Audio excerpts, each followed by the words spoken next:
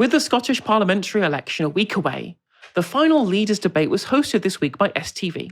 And one comment from Scottish Reform leader Malcolm Offord has been the talk of the town when he was asked this question to the Scottish Greens co-leader Ross Greer.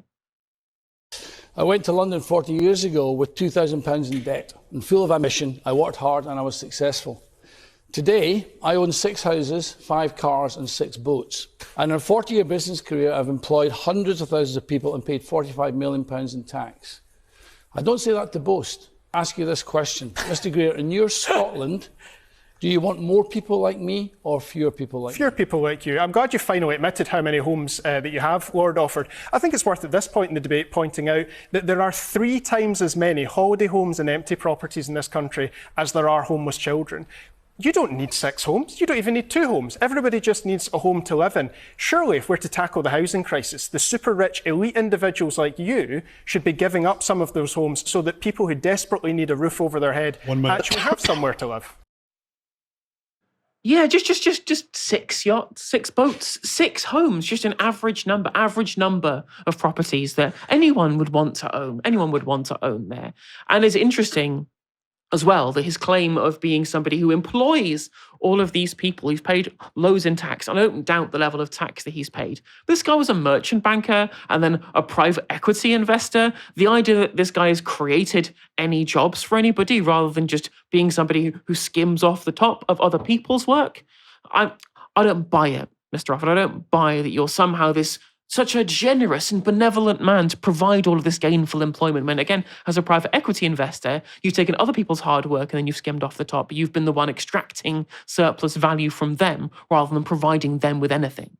Now, the rogues gallery of right-wing commentators have decided in unison to jump to Offord's defence.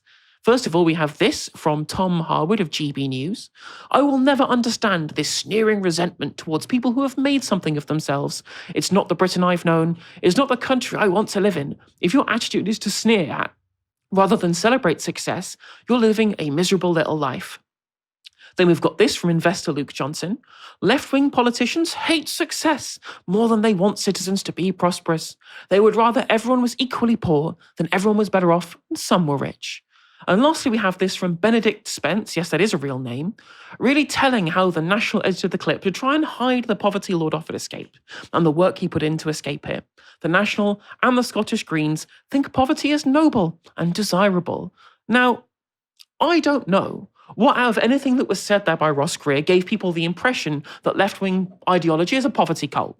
The idea that the issue with rich people is that they are somehow doing bad things just by existing. I'm like, well, no, there are a certain number of houses that we have at the moment. There's a certain amount of space to build new ones. During a housing crisis, I don't know, seems to me like it's a little bit of a gauche move to me to try and brag about the property portfolio you have when most people don't have any houses at all. Most people only even have one house if they don't have 0 houses. This is it's not exactly a good move during a housing crisis in my book.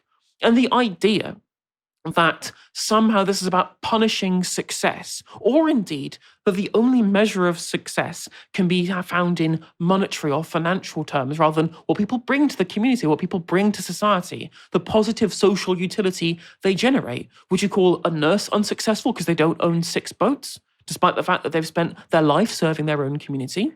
Would you say the same of a teacher or a builder or somebody who actually contributes positively for society rather than someone who extracts and then uses that to hoard property and hoard boats like some kind of mythical dragon? I don't think so. I don't think that that is somehow wanting to punish success or wanting everybody to be poor. In reality, whilst I do believe that you can engage in innovation to be able to maximize the efficiency of society, innovative inventions, things that broadly increase productivity should be rewarded. And the investment to make sure that those things happen should also be rewarded too. But the idea that somehow a society is functional where one person can own so much whilst so many people own so little is a problem of distribution. You can't move away from that. Now, Scottish paper The National also approached Offord himself to comment. I just wanted to ask you if you understood the backlash to your comments from the debate the other night. You came across as a bit boastful and brash. So I haven't had any backlash. That's new to me. I haven't heard that. All I've heard from people is, well done for raising this issue.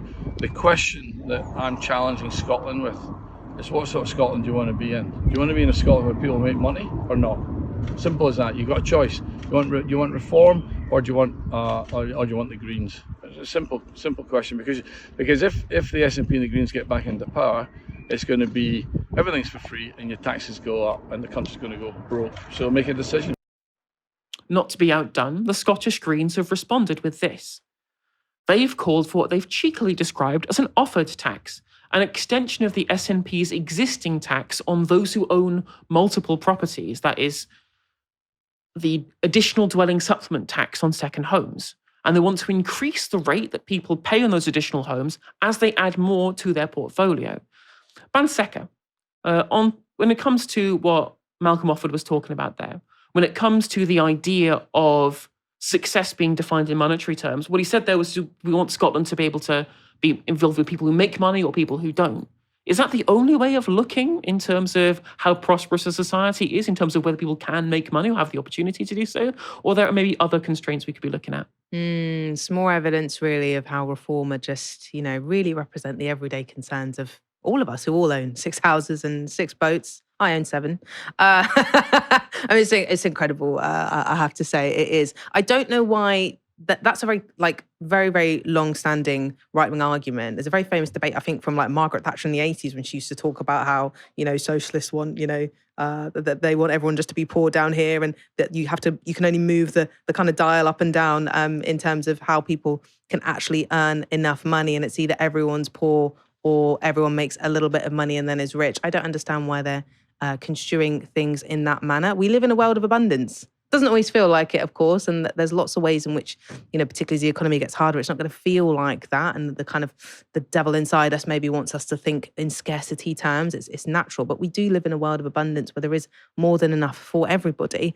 But once we start having an economy where, of course, we get a group of people at the top who get most of everything, the vast majority of everything, those people are going to do everything they can to keep it. That's natural human instinct, perhaps, as well. And so if we have a society in which we have people who own so many homes whilst so many people have none, for example, I can't remember if it was mentioned in that clip, but, there are 3 times as many holiday homes and empty properties in this country as there are homeless children. That is in Scotland. Yeah, it's an astonishing statistic, I think. There's something to me about that is actually morally wrong. It's morally wrong that you've got 6 homes. You can't be in all of them at once. Unless you've got a family of 6 and you're all in one house, or one of you in each house, but you can't be using them pretty much all at once, right? So there's something morally decaying. I think there's a moral decay or a moral rot if we have a society where that kind of is taking place. And so I just think the morality of this is completely skewed. Well, exactly. It's not a positive social utility to have this level of inequality. And if people have read things like the spirit level, we understand that actually society works worse with this level of inequality. In fact, the time when we've seen the highest aggregate growth in this country was during the post-war consensus, where things were much more equal. In the Thatcher period to now, the aggregate level of growth, much lower. We've become less prosperous, despite the fact that we were sold this dream that deregulation and free markets would make us even more prosperous. And the reality, it's made some people very prosperous. Most people, it's not been the case. Now, it's not just north of the border where we're finding out about the wealth of Reform UK's politicians. The Guardian revealed on Wednesday that Reform UK leader Nigel Farage had personally been given an undisclosed £5 million gift by a billionaire before becoming an MP. This is the same cryptocurrency billionaire that had dropped the largest single donation to the UK party in history in 2025 with a £9 million donation to Reform. This places further scrutiny on both Farage and the party. And Reform MP Suella Braverman was quizzed about these revelations by Sky News' Sophie Ridge. Can I ask you next about Nigel Farage? Because it's emerged that he received a £5 million donation just before he was elected. Now, the parliamentary rules say that new MPs have to register all their financial interests and registrable benefits received in the 12 months before being elected. He didn't declare it. Has he broken the rules? No, Nigel Farage received a personal gift for his private purposes. MPs, he received it before he was an MP, before he was a candidate, before he was even thinking about becoming a candidate. Now, it's right that elected MPs should declare donations which are made for the purposes of their job, but that doesn't apply to this situation with Nigel Farage. So you say it was a personal donation for private purposes. I mean, how many times has one of your friends given you £5 million? I mean, it's not like shouting a few rounds at the pub, is it? Well, the private purposes were very serious purposes, namely his security. For several years preceding his election as an MP, Nigel Farage has carried a high personal risk. He's one of the most highly recognised politicians in the country. Even before he entered the British Parliament, back in 2019, he was attacked. Someone threw a milkshake at him, and that could have turned out very badly had it been something else that person. Just to come in, because I absolutely agree with you a lot that of Nigel Farage, and he is entitled to pay. Unfortunately, the state will not protect him. They will not issue him with security. He has been forced to fund his own personal security even before he was an MP. No, it doesn't seem like an unreasonable argument. Again, he has been somebody who has been subject to attacks before, but the rules around when you declare donations is it has to be done if it's been within 12 months of when you become an MP, not as you're a sitting MP. And whilst, of course, plenty of people can receive personal donations, they don't necessarily have to be reported. The rules also say that if there's any amounts of ambiguity, you should just declare it anyway. And given this was somebody who then also made a political donation, seems difficult to me to justify it purely in terms of it being personal rather than political. And on the subject of the claims with regards to security, Sophie Ridge made an excellent point in response. So just to say, I absolutely appreciate the personal risk that Nigel Farage is under. And I would say that I think there is a very strong case that he does need security, right? But the point here is about effectively being in hock for somebody. And if you really, really need the money for something, perhaps legitimately, that doesn't mean that there isn't a conflict of interest. In fact, it increases the conflict of interest because it means that someone is giving you something that you really need. The issue here isn't about whether it's appropriate for Nigel Farage to have security, which I think many would agree with. The issue is that he got a £5 million from somebody and did not declare it. That's the issue.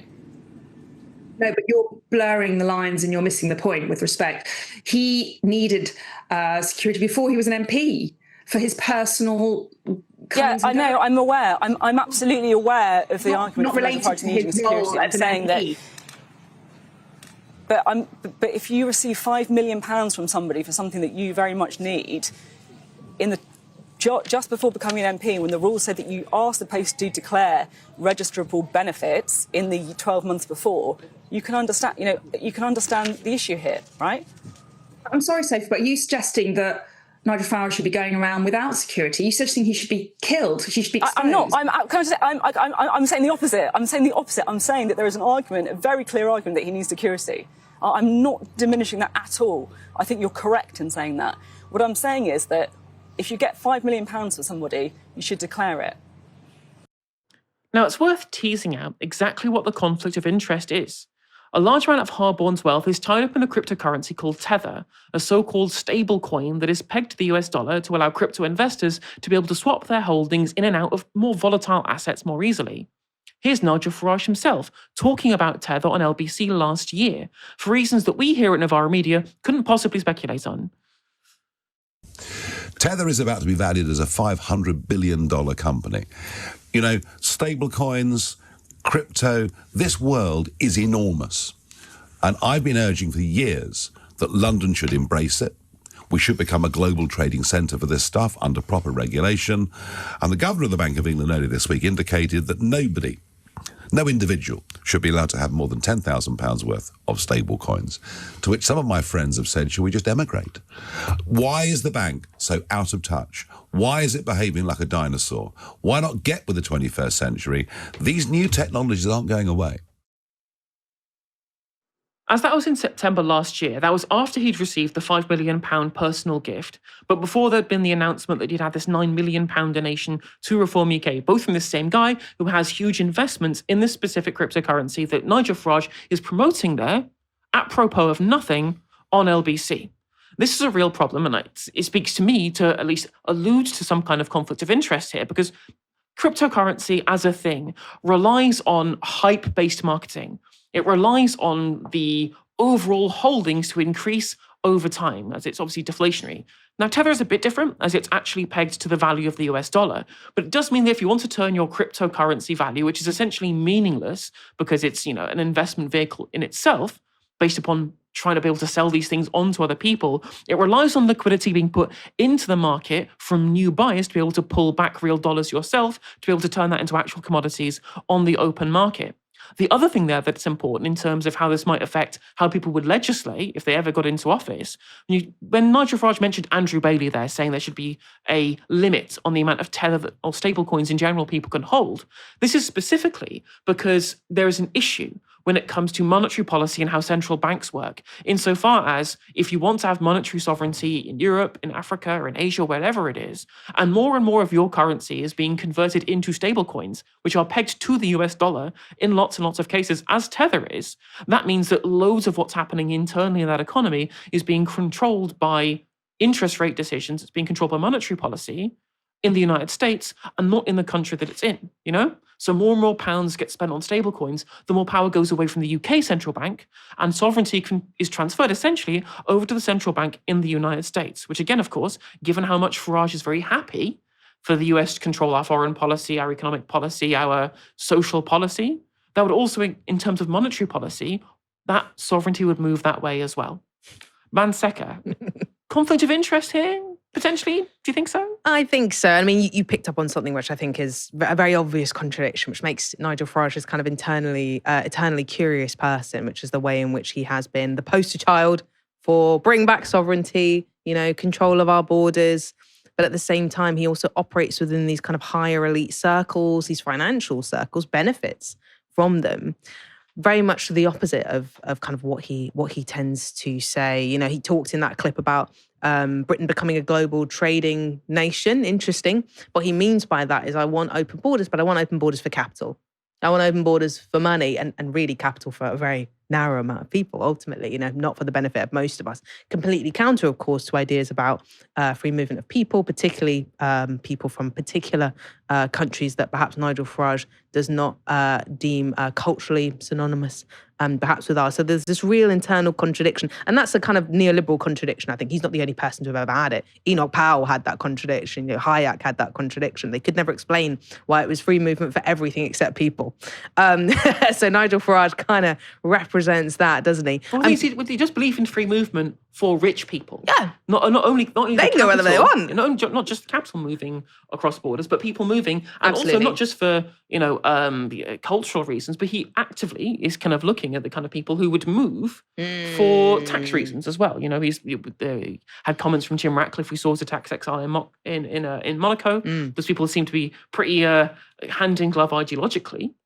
So it is, again, free movement for some, but not for others. Yeah, it's this very kind of curious contradiction. I mean, on the issue about his personal security, I can believe that he requires, a certain amount of security. He's a very well-known MP now, possibly one of the best-known MPs at the moment. I think he's got the highest number of TikTok followers. He's quite well-known, I think, and certainly in the national press particularly as well. So I can believe, of course, that he's facing threats. And I think we do live in an environment now where perhaps members of parliament do face more threats than maybe they did 15, 20 years ago. Oh, certainly, I think there has, we started this program talking about the increased violence against certain demographics of people, but I also think there is some of that violence now against members of the state and representatives of the state as well. One of the people we covered literally had plans that were inspired by the man who murdered Joe Cox, right?